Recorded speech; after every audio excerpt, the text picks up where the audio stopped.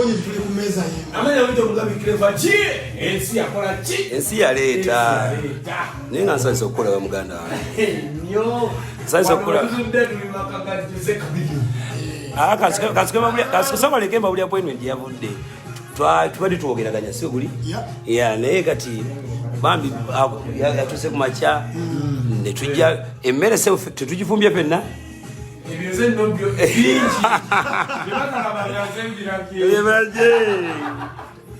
Kelebaje demutalabanga muzembirabye okitegeera naye ndi musanyufu nnyo n'okukirawo omulala agamba nti ne bwenfe enkya naye nze ŋŋamba ne bwe tulwawo enkya tuli ku kijjulo nega sasa okudda mukula bawusigala engeri obudda kusonja tugyeko wali emuloba tulobe mweranga abagezi awo nno obuloba awo gakyali amaanyi mangi kubanga mbadde mpawula palaso jangu mpawula wizo jangu kati mpawula kabirioni jangu obasajja zekansokezi era kulinga bwekoze naye nga ndi musanyufu mu Yesu Kristo senga si Yesu senga si kutebera of course yeah Mungu wa amani ekiseera kyonna kiramu kati gwalye ngononya kwagala neno ekige twalinga katika mwezi bie ngali saba saba ndeli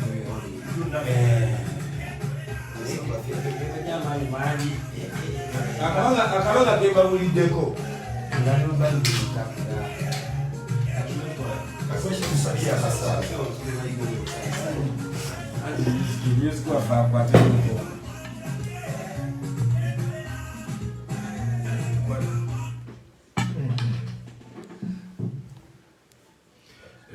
kino ekitiibwa kya Mukama. Ayi Mukama tukwebaza era nkwebaza okubanga otukumaakuma ne tuba nga sobola okukwatagana mu buli ngeri yonna era nkwebaza okutukuma nga tuli balamu tusaba otubeezenga balamu mu linnya lyo tukwebaza ekyokulya kyotuwadde kirongoosebwe mu linnya lya Yesu Kristo Mukama waffe amiina.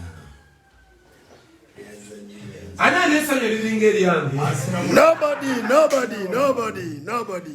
Kati papa, mpulidde ebintu byeyogera nempuliranga nze nandibaddewo senga tobirompa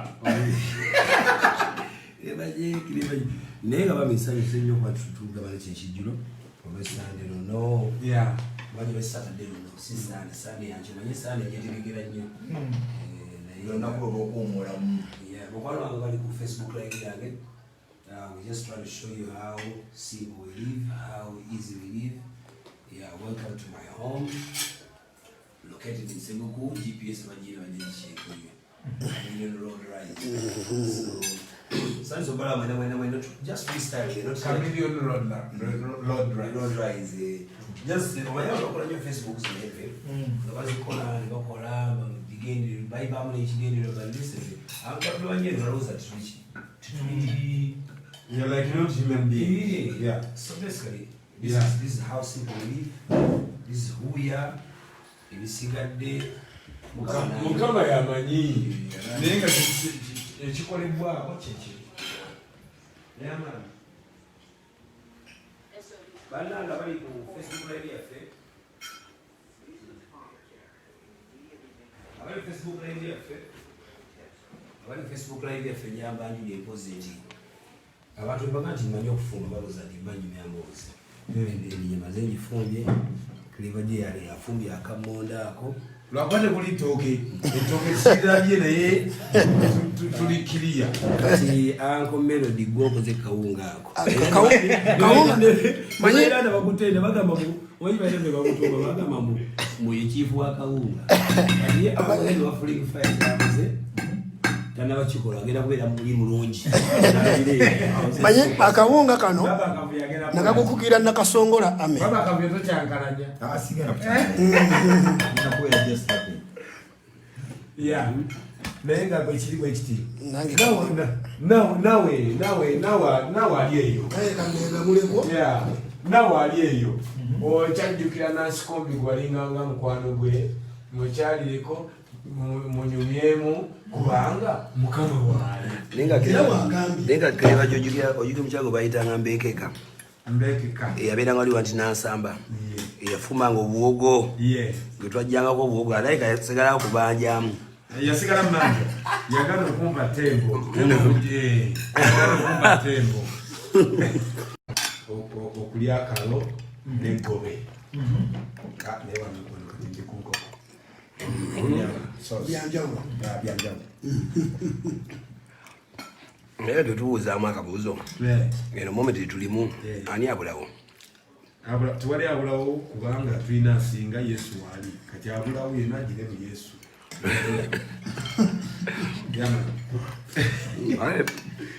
Tebogeza bali abane unakola nga bali Facebook ya on Lord Mayanja 2021 Lord Mayor to be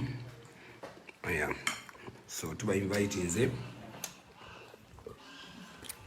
banange mujje tuliye sagala tangu tuliye fenna so mujje tuliye Ako fulimi fa kumere ebigambo bitono. Ebigambo bitono bibyo. Bitono bibye. Naye ate awali Yesu biba bingi bakwata basobola bigumiikiriza.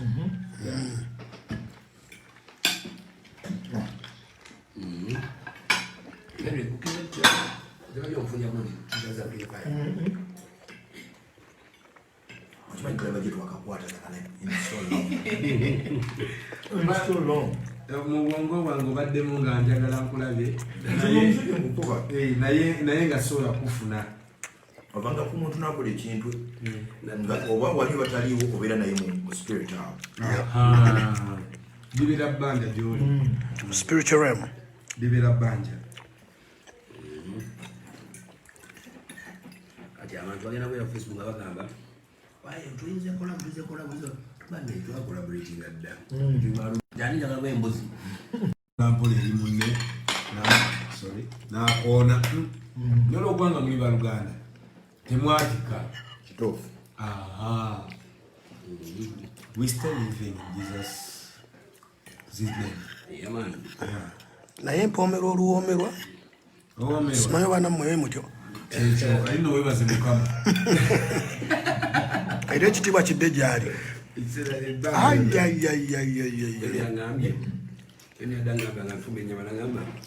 Eno gye tulya bwowe bwomba kulaba agifumbyeko afumbye mbuuza baba kavuyo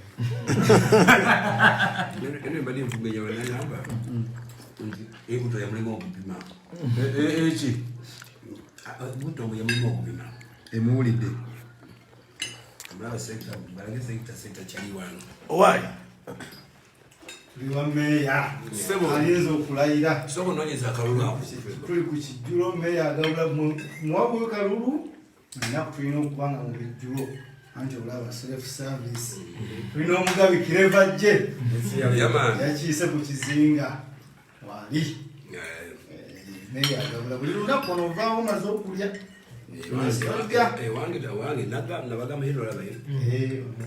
ebyaddala obyogwa nti tuli ku social media kuzawo tosobola kujja noganya Kizibu. prioritize my life balina okulya nga zenfumbye ate nekira ne mu byamagezi Jesus byakola yakajja ebimu byasookerwako yabisa abantu 15 ate nejjukira nebitwalinga ewamuzeyi maama ekamwembe kireba gyetutuke ku sandi ng'abantu bajja ne bajjula nabagamba nemuyisa bokona bebazizimbirigina kumbulya mu muki mungalo bakimekiswa everybody alya tewali avanga talidde ngati ekyo kyasigibwa maama wange nokikwata nawe nokibira mutima gwo era kikyatambula ewange tosobola kujja nosiramulimira era bwe najjeewose mu kiremba kirina okubeera living. yes man nze bona gyewange naye njalaba bakavuyo ajje naye kati baba kavuye tuli naye lindako omutini kakati next time mukama ngakkiriza mwebi babiri mbalageko nti wano olaba wano nti awo nateekawo ekinyama enfuka nfukira eri naye gujja wano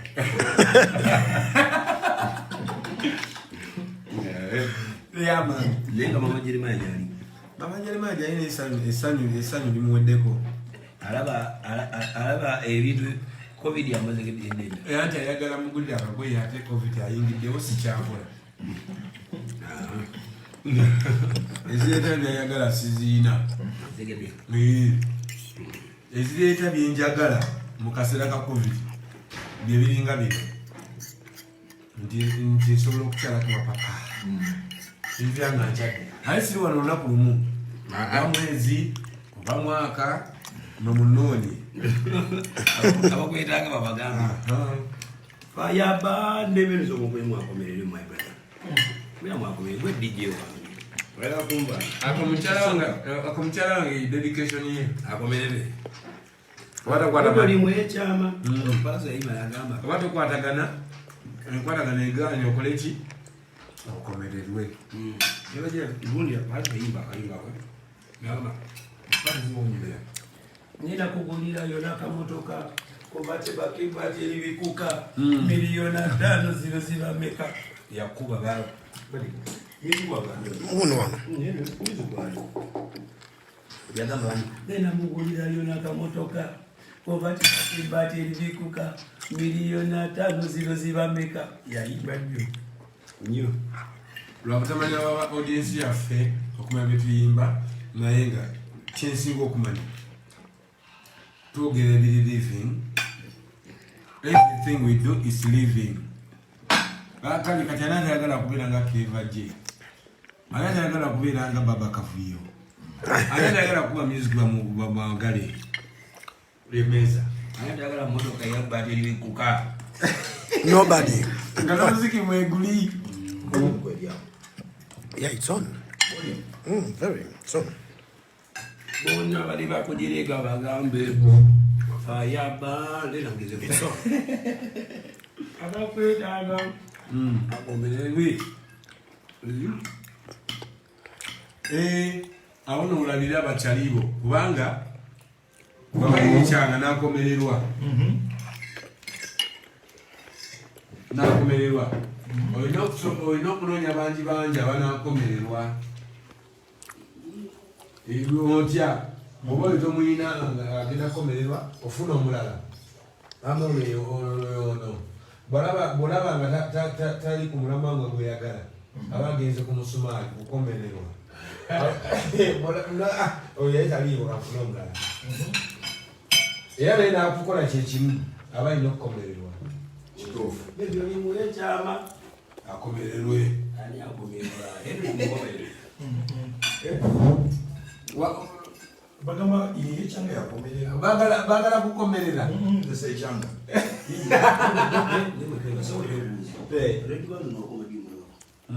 banga deni musabanyo mumachinde nga ajoginga nga joginga oba akola comeback nendo jwanyi red bangole ngambi yantwala kushoze enyimba yamba nyimba rebalo yaludonso yekyanga embalo natwala kininga nsulawe kano wano mwaganyo Lily Banton why Lily Ba bingi nya za kaseera ako naliwo nina baya era bwe kuya ngogamba nti mu misinga how ngamba ho kaize bwe misinga omani bamuyita small axe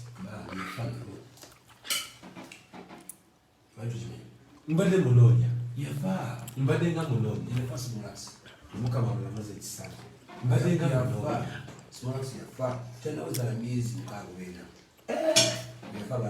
munoonyeza nga sinaweza myezi 8 nga munoonye mabega ekinawo kifuna leno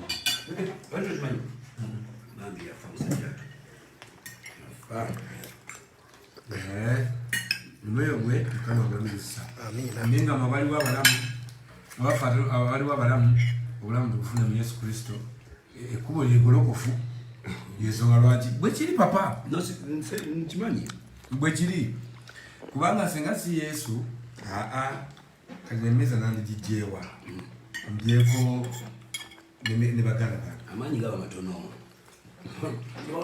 oli mulamu okubanga mulina tooki nga temuli manda agatozitali mu manda omugujo gwasisintu temuba muso ate nokiba kiripanja abantu batula abahenry oyagabiri nga tuyakkiriza bantu bangi aga tutugeza katale emelodi oli ogula ebintu etwaligenokosa wali muguliza abaddeawo omulabi alolookola akagenge nga kyakoze nalabona mujja kuyimba ayimbayirikaimba kimeki Simanya akone, simanya waliwo akayimba kabaddeawo. mujja kuddawo muyimbe simanya akona simanya kayimba oba kashiba ala mujja biyimba ebyo naye Mukama ayagala golokofu kati muntu mulungi abaami tamanyi ogolofu yes yantuliyoba bizinesi yanyenkola yakuba mukifuba alowooza nti bwetwe tubeera webalowooza ngaabantu Aswitchingiddewo enjiri olukulabe. webalowooza ngenda kuba mahenry kyekitufosinga okubeera abakulembeze nga tulabye embeera etali kiriya eri omukulembeze bwezija gyoli bwondabako nga toli kiriya ngakulaba toli kiriya then ensi empya esanyeewo okitegeera kyokka ate bwondaba nogamba yes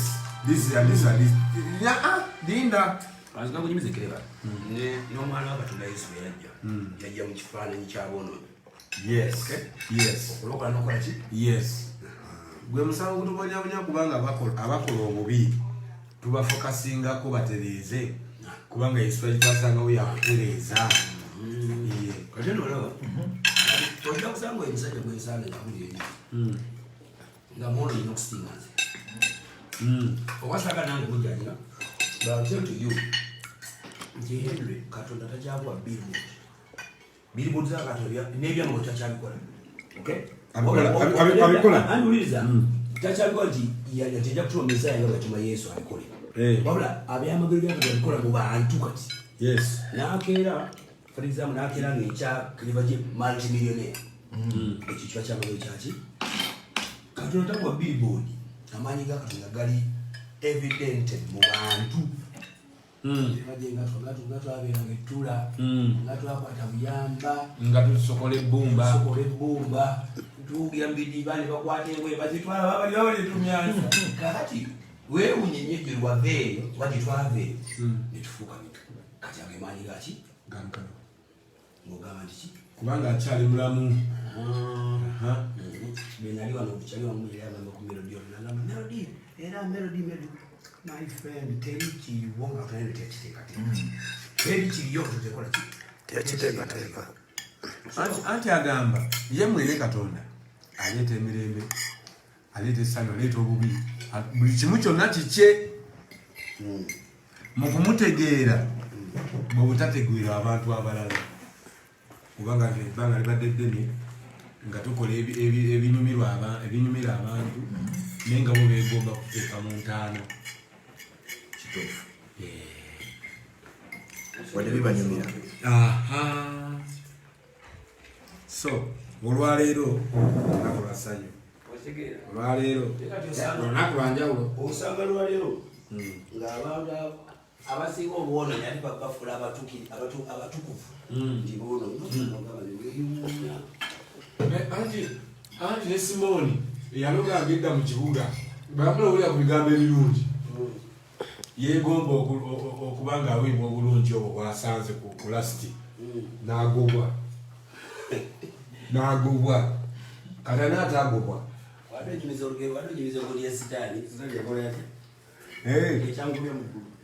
ekyamugobya mu ggulu yali ayagala butuukirivu naye ng'aleese ssente ate nga byakuwabuwa yamugamba tolina mugabo wadde okugabana ku mmeeza eno yaleeta nguzi yaleeta nguzi kitegera nawe okuyingira obutukuvu olina kuleeta ssente senga sitaani yawayo sente bazikkiriza naye wandibadde oleeta ssente otukule okiraba so ekinjagazanyo mukama kubanga balina okiraba omacyababuuza oyobeerawo nandi America, you got me? You got me? Okay, we're gonna do it like this. You get me? And then, you see me? I saw my yo. Listen, we yam. Ajita sin. Yeah, we yam Irish potato with a nice beef after that. Yeah, You see me? yeah. You see me? Mwamfuna. Unajua? Unanipata, mswali anasema unanipata. Umenielewa? nnyo banjigiriza bwereere naye muyesimakiriyo kale naawe oluzimba bwe toliyo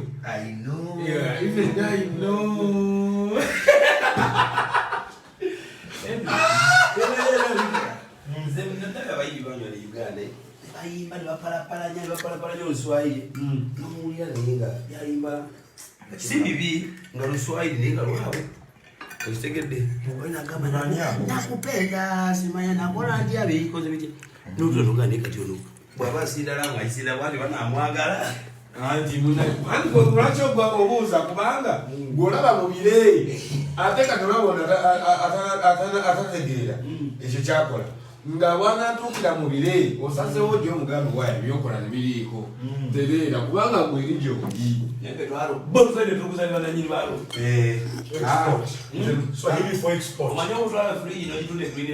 nze muswahiri nkutya liyambuuza nga tukalanagamba tumbe ekiswahiri oba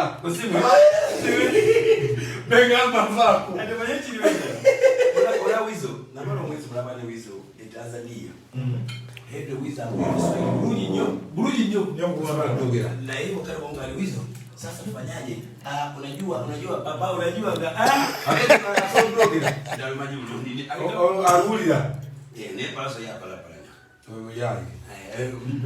mujagujagu adduka manje kati mubulako mawe no yeteka mu sita kulenjo agwa musokayo galino nanya pega ninasoko gele Tanzania danyo mu watu ojukira bantu bana na muyenga badiki production bantu ali Tanzania nga nogenda ku radio interview ya bali Radio Free Africa alika mwenyezo baba tokayo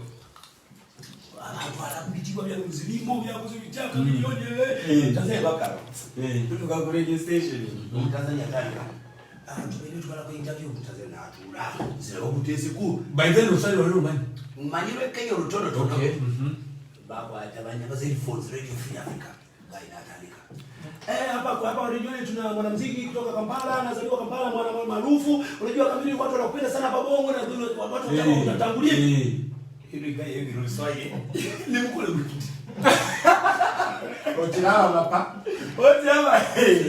ni mkule wizi na beauty kwa ngamba but you sing in Swahili ni kwa mkama wangu njimba chibangu mtu ananagira bwali batakola ki kalanagira basi sasa network nagonza mu Swahili nataka uzungu chichi uzibwa hapo wadako na small that online calls Mbogere kwa nawe. ya unajua you see kamili una mafans leo na mashabiki wengi sasa olila pati simu na kamilioni mwana nafuatilia sana unajua hizo ngoma zako ni bomba unajua kwa mashabiki hapa sasa kamilioni wewe una mpango gani fanya kamilioni mpango gani leo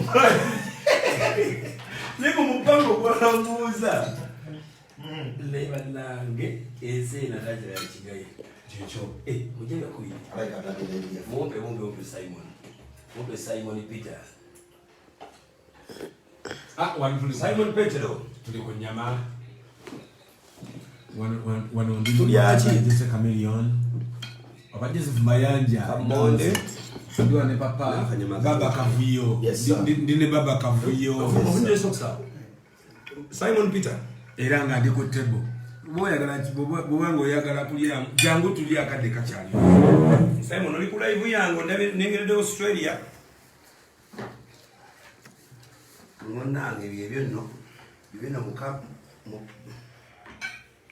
munange nedda bebyo tobiri ngabete omanyi muntu musiramu kyabaga nti alhamdulillah yalabi yalamina usigere yena byole ndi bulungi nakula ku video yawo okubyoneka zonna wena kufiiringira nga kwagala akaddaako nakufiiringira nga kwagala nga bino byebatikikiransimani nekene wekikola yagenda yuesukula naye maama sina kyakikolera neyokulumirawo so frustrating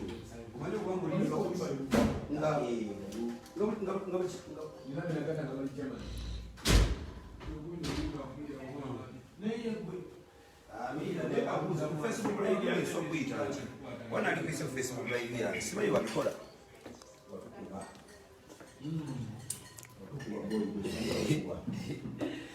obusungu bwalimugabe mugate ku Facebook live mujabi omujubira mugabe mutenge Facebook live yange ndi muyaye ndi fake tonteeka